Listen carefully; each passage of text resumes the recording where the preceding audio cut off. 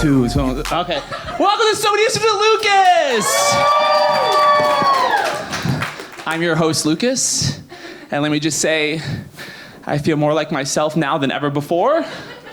And on the topic of Mrs. Noem, and I'm not talking about Christy, but our favorite bimbo, Bryon, the only thing he needs to get straight are his nipples. He has done nothing wrong. And I want to say congratulations to the astronauts aboard Artemis 2, who officially traveled the farthest from Earth of any human beings ever. Yes, round of applause. Look at this photo they took of Earth compared to one taken 50 years ago. Oh, she's really aged poorly, hasn't she? That's why you don't smoke, kids. But wait, can you zoom in? Is that Bryon Noem's tits? Why are they in Africa? There you go, enjoy it. It's springtime, but you wouldn't know it. It's been colder than Chapel Rowan is to an 11-year-old fan. We're at that time of year where spring is teasing us like a twink trying to get us to subscribe to his OnlyFans. Is it gonna be worth the $9.99 a month? For like 3 weeks, but then it's gonna get really sweaty and gross. Have any of you here ever yes-anded so much you ended up at an orgy? No, just me? So I was at the Eagle doing my thing, going in and out of dark spaces, you know what I do. And this group of guys I never met walked by me and asked if I wanted to come to their afters. And I said yes, and they'll take my clothes off when I get there. I can't help it. I took 4 improv classes at UCB 7 years ago. Blame Amy Poehler for my bad behavior. Did I have any apprehensions? Only when I got in the car and realized we were going to Midtown East. I wasn't sure if I was updated on all my vaccines. I was surprised though, but nothing that happened at the orgy, believe me. But by how nice the apartment was. 2 bed, 2 bath, in a great building, laundry in unit. The guest bath, great size. The shower, big enough to fit 4 grown men in it. That night was really gay, but still not as gay as Lindsey Graham at Disney World. You know she asked Gaston to pick her up. You know what else is really gay? Why does Trump only fire the women in his cabinet and not the equally incompetent men? But bye-bye Pam Bondi. I am actually shocked he actually fired her because she was doing everything right. She was blonde. Moving on. Like any great reality TV show host, Donald Trump kept us on the edge of our seats, but instead of waiting to see if he would fire LaToya Jackson after commercial break, we were waiting to see if he was going to annihilate entire civilization by 8 p.m. Eastern. Prime time, most coveted time slot for advertisers. Makes sense.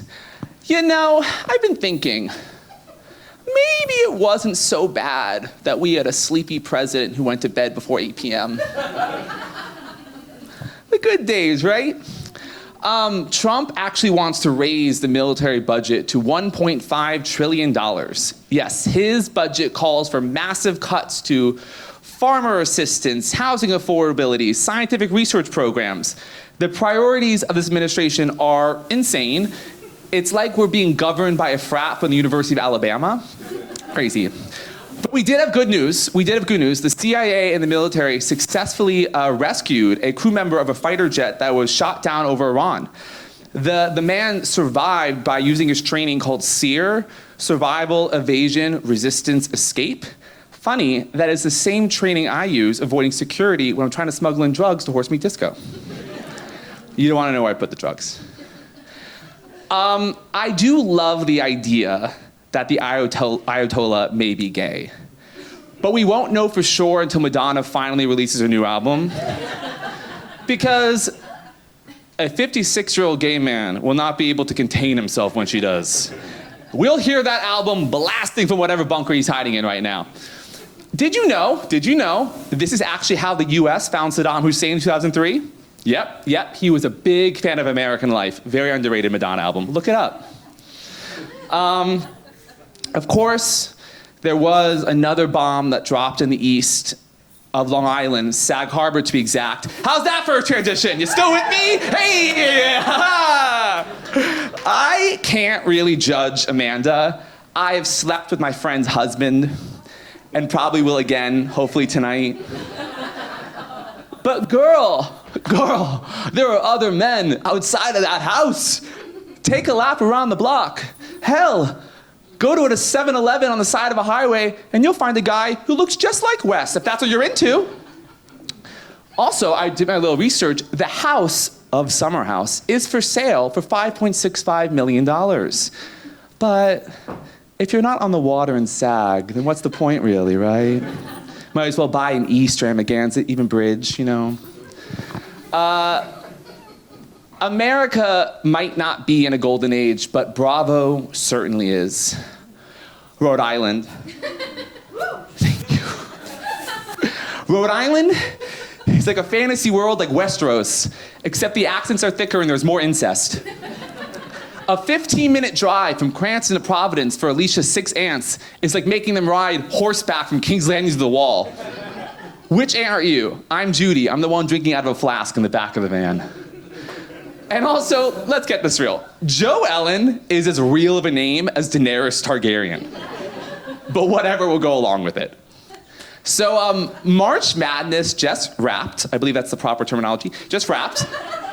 And it is a basketball tournament that, get this, happens every March. And in honor of sports, here is the real madness. Woo! Okay, our first match is Jo Ellen versus Rosie. Okay, morally, Rosie's in the right, because Jo Ellen definitely said something like children would hate Rosie. But the thing is, Jo Ellen so effortlessly clocks Rosie for like her cheap champagne and her local news segment Road Trippin' that gets like 200 views on YouTube. Don't check my YouTube. So Jo Ellen advances. Then we have Liz versus Rula. Now, there's only been 2 episodes, but in that time, Liz has become a mother to me. And when Rula put her down for not producing her own children, I swear to God, Rula better watch her mouth. But Rula comes in episode 2, and we all know about her husband's affair, and somehow we're at that lunch talking about Liz's marriage problems, the affairs Liz and her husband had. That is masterful deflection. And also because of Rula, we have Liz saying, "But he is ma," when she denies her husband's old cheating on her. This hurts me, but I'm putting Rula to the next round.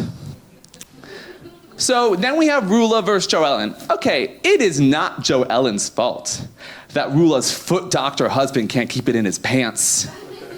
Also, I love when Jo Ellen said that Rula wasn't really sick, but just nauseous from all the Ozempic.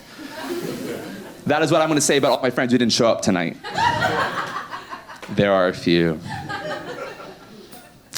Jo Ellen, between her like sexual promiscuity and her vicious reads, is a gay man trapped in a woman's body. Jo Ellen advances to the final round. Okay, on the other side, we got Alicia and Kelsey. Okay, these two aren't directly feuding, more just so their views of monogamy are. So on one hand, you have Kelsey, who lives in a 16,000 square foot house with her longtime boyfriend, who hasn't lived there half the year because he's in Miami with his other girlfriend. Don't worry about Kelsey, because she has a new boyfriend too, so it's all good. And then you have Ashley from The Bachelor, you may recognize her. She is monogamous with her hot husband who owns and works at a coffee shop. Now she wants her husband to stop working at that coffee shop and be an influencer, and be an influencer to hang out with her more. All I can say to him is, stop being a barista and show us your abs, bitch. Kelsey advances because the more I learn about her, the more I'm inspired by her sugar baby ways. The next up, we have Alicia versus the woman she ran over. When talking about what an awful driver is, Alicia casually revealed that she once ran over a woman. Now, I am not only on Alicia's side, I am jealous of the woman she ran over. Alicia advances. So then we got Alicia versus Kelsey. It really comes down to who I'd rather hang out with. So when I found out that I am older than Kelsey, I briefly felt the inescapable darkness of mortality. Well, Alicia, sure, she may be slightly illiterate, but I don't want to play Scrabble with her. I want to watch her pack her snack bag and talk about Britney Spears. Also ask her how Trump's, erratic foreign policies hurting our allies, helping our enemies, and lowering America's standing in the world. I'm sure she'll have a very interesting take on the matter. I love Alicia. She advanced to the final round.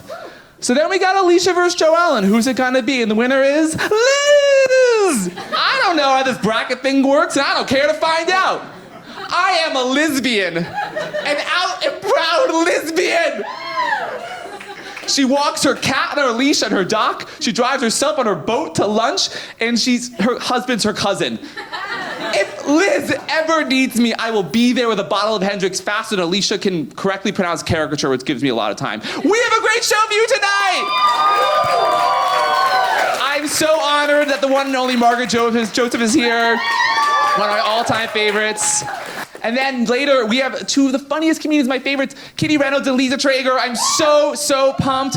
But first, she's a comedian I wanted to have on the show for a very long time. She's stand up, working all over the city. Please get up for Lisa Lennis!